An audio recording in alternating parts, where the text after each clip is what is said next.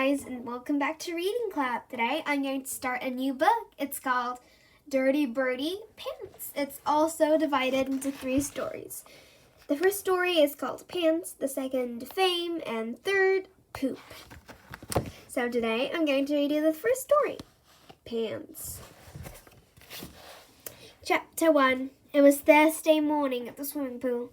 Bertie was getting changed after the lesson with Miss Kroll. His clothes lay scattered on the cubicle floor. "Ha ha, I can see your pants," jeered a loud voice. Bertie snatched up his towel. "Who said that?" "Bertie's wearing blue ones," taunted the sing-song voice. Bertie looked up. 2 mocking eyes leered at him over the cubicle wall. It was his sworn enemy, Noel Nick. "Get lost," said Bertie, throwing a sock at him. Nick stuck out his tongue. "Make me slow coach." "Who are you calling a slow coach?" Bertie demanded. "You. You're always last to get changed," sneered Nick. Bertie narrowed his eyes. "I bet I can get changed a lot quicker than you." "Oh, yeah," said Nick. "Yeah," said Bertie. "All right," said Nick. "Let's have a race." Bertie could never resist a race, especially if it meant a chance to beat big-headed Nick. "Suits me," he said. "Last one back on the coach has to sit next to Miss Boot." Nick considered it. A smile spread slowly across his smug face. "I've got a better idea," he said. "Last one on the coach has to come to school tomorrow in their pants." Bertie's jaw dropped. "What's the matter, slow coach? Scared you're going to lose?" sneered Nick. Bertie glared back. "Not a chance." "Okay, shake on it," said Nick. Bertie climbed on the bench, and the 2 of them shook hands. Bertie smiled. He would show that slimy sug who was slow. Nick wouldn't see him for dust. Wait till he told his friends about this. Noel Nick coming to school in his pants. Now that would be funny. "Ready?" said Nick, through the wall. "Go!" Bertie grabbed his trousers and yanked them on. His fingers wrestled with his shirt buttons. Socks next. Where was his other sock? He wasted precious seconds hunting around the floor on his hands and knees. Who needed 2 socks anyway? One was plenty. He jammed on his shoes, his jumper, his coat. He stuffed his jockey trunks and towel into his bag and burst out of the cubicle. "Ah!" Bertie tripped over a mop and bucket that someone had left outside the door. In seconds, he was back on his feet and racing down the hall corridor. "Gangway!" he yelled, barging between Donor and Pamela. "Sorry, emergency, can't stop." Eugene flattened himself against the wall as Hurricane Bertie tore past. But turning the corner, a gigantic shadow fell across his path. "Bertie!" thundered Miss Boot. "No running in the corridor." "But miss, Don't walk, don't run, Bertie. Walk!" Bertie groaned. He slowed to a walk as Miss Boot watched him like a hawk to the front door. Once outside, he flew down the steps, taking them 3 at a time. The coach was waiting in the car park, almost there, but he dived through the door and flung himself into a seat. "Yes! I made it," he panted. "I'm the first one back." "What took you so long, slow coach?" drawled a jeering voice. Bertie gasped. No, it couldn't be. It wasn't possible. Noel Nick lounged on the back seat. His hair was combed, his tie perfectly knotted, and he wasn't the slightest bit out of breath. "Tough luck, Bertie. You lose," he smirked. "I am so looking forward to you coming to school tomorrow." Chapter 2. Bertie sat in gloomy silence as the coach drove back to school. Darren pushed a bag of crisps under his nose. "Want one?" Bertie shook his head. "Are you ill?" asked Darren. "Shh," said Bertie. "I'm trying to think." "What about?" Darren munched his crisps noisily. Bertie sighed. "If I tell you, you've got to promise you won't breathe a word." Darren leaned closer. "Okay."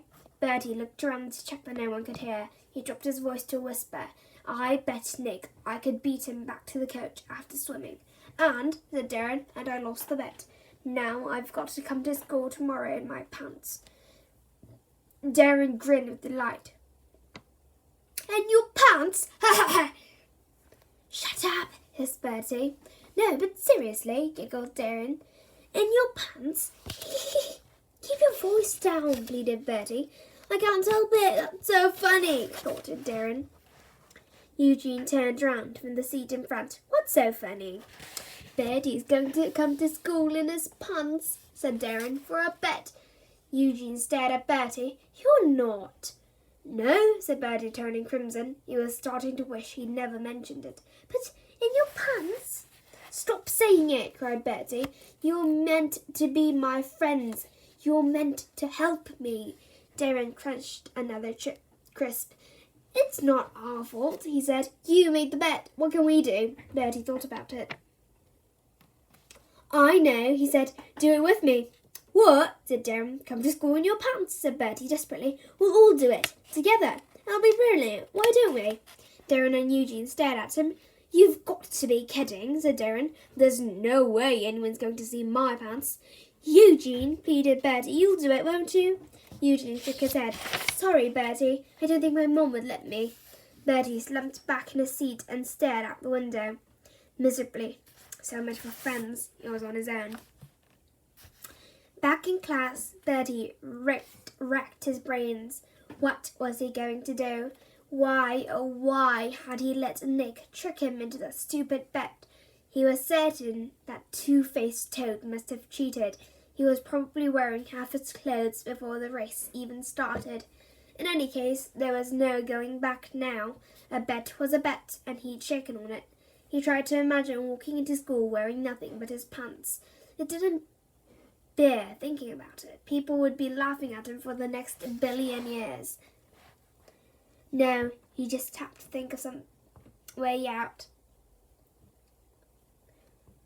Ring! The bell sounded for break. Bertie trudged out to the playground, lost in thought.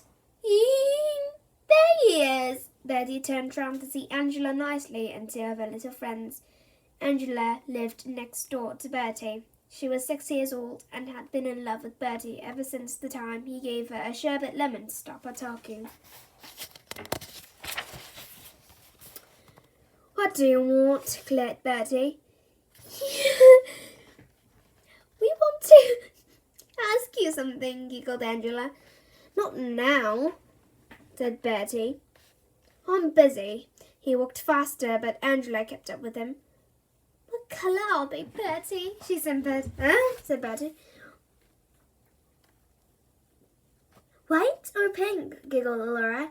Frilly or spotty? Sniggered Yasmin. Bertie swung round to face them. What are you talking about? Your pants, squealed Angela. Nicholas told us you're coming to school in your pants tomorrow. The girls burst out into a fresh fit of giggles. Bertie turned a deep shade of pink. Oh, I'm not, he stammered. Yes, you are, said Angela. Everybody says so. Listen, it's rubbish. I'm not, said Bertie desperately. Angela edged closer to him, smiling sweetly. I'm going to bring my camera, Bertie, she thrilled. I'm going to take a picture of you in your... Bertie didn't want to hear any more. He turned and fled. He hid in the cloakroom till he was sure they had gone. This was worse than he'd ever imagined. Darren and Eugene knew, so did Angela and her friends. By now the news would be around the whole school. He should have guessed that big-mouthed Nick would tell everyone. Tomorrow they'd all be waiting for him, whispering and sniggering. If only he could think of some way out. Bertie considered himself a master of clever plots and cunning plans, but this time his mind was blank. It was no use. He wished he was a worm so he could crawl into a hole and hide.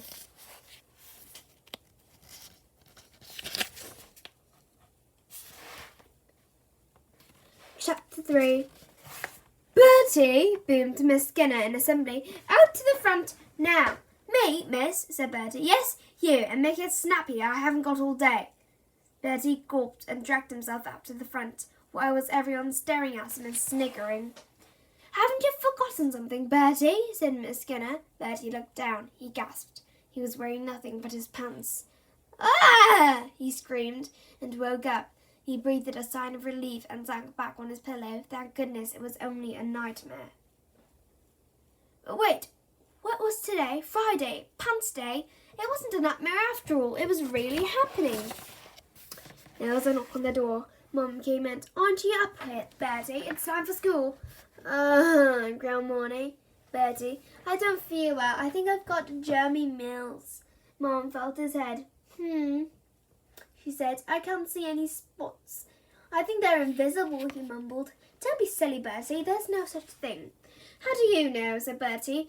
If they're invisible, they could be all over me. I could be dying of them. I could... Get dressed, said Mum. You're going to school. Bertie flopped out of bed. He pulled out his drawer and looked inside. All of his pants were teeny weeny. What he needed was extra large pants to cover as much of him as possible. Wait a moment, his dad had lots of pairs of pants. Big pants. Surely he could borrow a pair. Bertie tiptoed into his parents' room. He pulled open a drawer and dumped piles of pants on the floor. Right at the bottom he found what he was looking for, a large pair of blue wide fronts.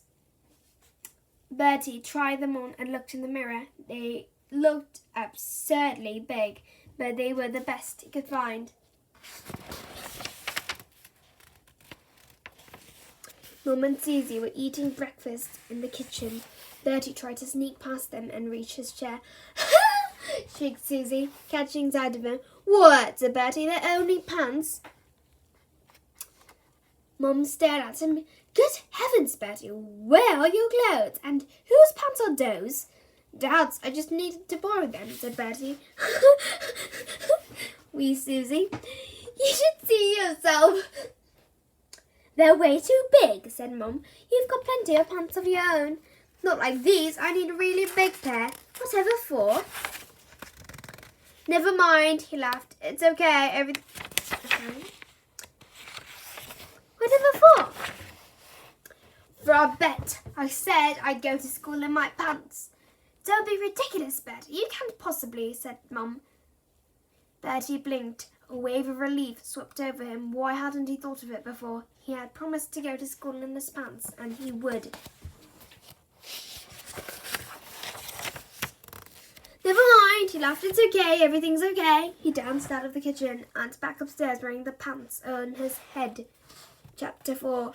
Noel Nick stood on the wall, keeping watch along the street. It was 10 to 9 and the playground was full to bursting.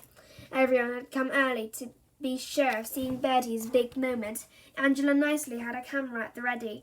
Darren, Donna and Eugene were arguing about whether Bertie would actually go through with it. Darren said yes. Donna said no. Eugene couldn't make up his mind. Here he comes, shouted Nick, pointing up the road. They all watched the entrance eagerly. Bertie rounded the corner and marched in through the gates. Noel Nick stared in disbelief. Bertie was dressed as normal in his jumper and jeans. Nick jumped down from the wall and marched up to him. We had a bet, he fumed. You cheated. You had to come to school in your pants.